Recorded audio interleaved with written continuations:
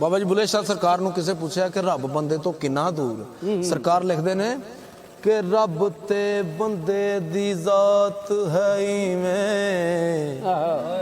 ਜਿਵੇਂ ਕੱਪੜੇ ਦੀ ਜ਼ਾਤ ਹੈ ਰੂਹ,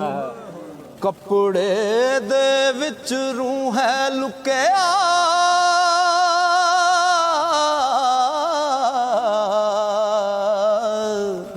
ਤੇ ਬੰਦੇ ਦੇ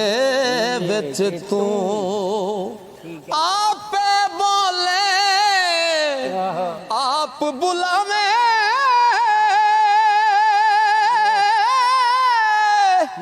ਤੇ ਆਪੇ ਕਰੇ ਨਾ ਹੂੰ ਬੁੱਲੇ ਸ਼ਾਹ ਜਦੋਂ ਮੁਰਸ਼ਿਦ ਮਿਲਦਾ ਤੇ ਤਦੋਂ ਮੈਂ ਰਹਿੰਦੀ ਨਾ ਤੂੰ ਬੁੱਲੇ ਸ਼ਾਹ ਜਦੋਂ ਮੁਰਸ਼ਿਦ ਮਿਲਦਾ ਤਦੋਂ ਮੈਂ ਰਹਿੰਦੀ ਨਾ ਤੂੰ।